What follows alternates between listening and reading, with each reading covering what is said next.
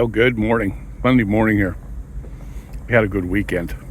I had a real good weekend. Met up with some of my buddies.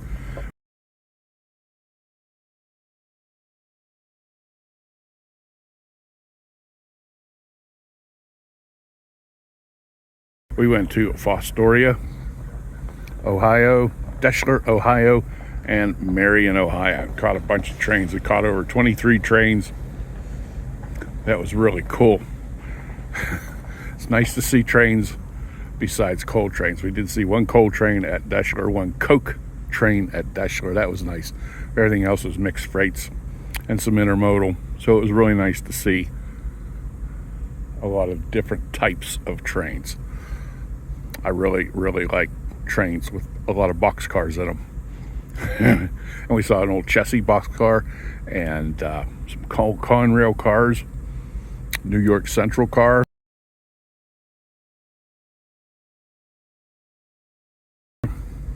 So it was really nice.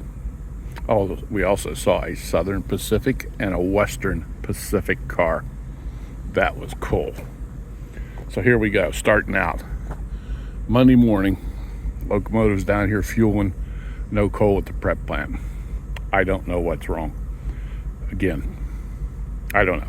Anyway, that's how we're starting Monday morning out.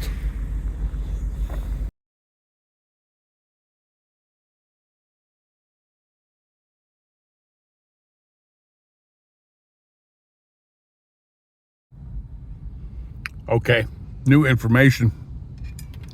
I'm heading out to, there won't be any coal today.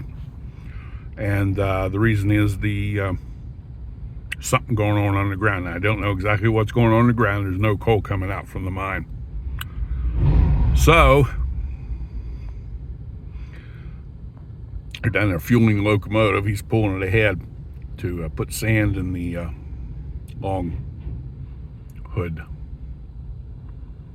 tank. Anyway, I'm headed up to milepost 8 and get the tamper, and I'm going down to Bridge 11 and tamp the bridge approach on the west end bridge approach on Bridge 11. As a couple weeks ago, well, no, yeah, I was a week and a half ago, I was out there at the ballast pile and noticed that bridge approach needed tamp. So I'm going to do that this morning. Federal inspector is here, and he had shut the machine, the tamper down there a week or so ago, 2 weeks ago, because the horn didn't work. The horn did get fixed last week, as well as my heater, which I will appreciate the heater this morning. So that's where we're at now. I guess I have all day track. And once he gets the sand in the end of the locomotive, then I'm going to try to take the regulator out today. How about that? They got it running, so it stays running. Last week, when they fixed my horn, my defroster heater, and got the regulator, some kind of a valve, something, I don't understand it with the regulator, a Murphy something or other, Murphy valve maybe, that's what he called it. But and I have no idea, I never heard anything like this, but that after 30 seconds or so, that valve shut the fuel flow off. But anyway, it's working, it's running now. So we'll see what happens today. How about that? Okay, yeah, and there's no coal on the ground to mount anything at the prep plant. So if coal's not coming out of the mine, the prep plant doesn't have very much coal to work with, and it's not worth starting the plant up for just a couple thousand tons. You start that plant up, you want to keep it running, so whenever coal starts coming out from underground, they'll start the prep plant. Another adventure. Well, this is nice. I got heat. It's actually too warm in here. I had to turn it down. I got the fan on low, so that's really nice. I got out of the siding here and Mr. Federal Inspector was down, went over the machine again, and Mr. Federal Inspector was not too pleased. Not so much with the machine. In fact, he was happy.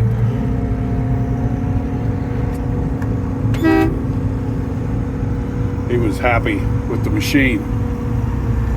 Yeah, he's not too happy because being a federal employee, he's not getting paid. How about that? Yeah.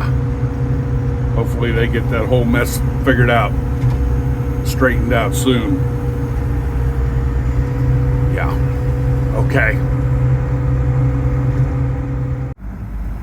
Well, this is our project for today. See if we can't get that straightened out a little more than it is. I don't know how successful I'm going to be. It's not going to end up perfect at the end of my shift. But big problem is here we got a lot of awful lot of coal fines in this ballast, and don't want to hold real well from sliding, even though it's in tangent track. But we'll see what happens. Anyway, what I really need is, but I don't have. Now we had is a laser where around here.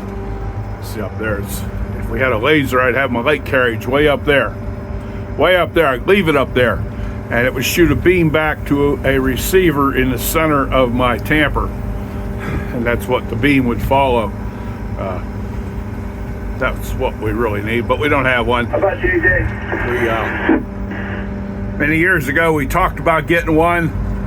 Way back then, it was another $25,000, and for the small amount of long tangents that we have, I didn't think it was worth it for a 25-mile-an-hour track. If we were running Amtrak trains at 50 and 60 and 70, that'd be a different story, but we're not. We're running slow coal trains, so that's where we're at now.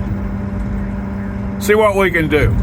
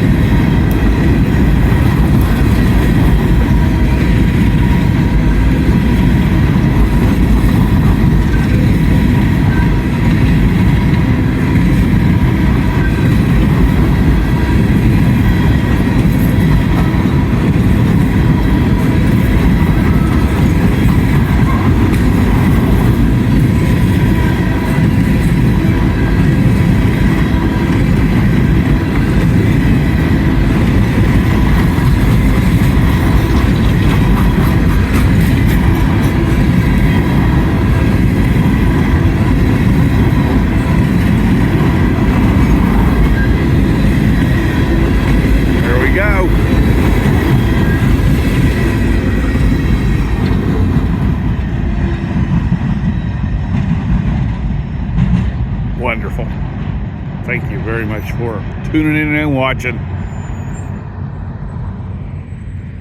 Hope you have enjoyed today's show.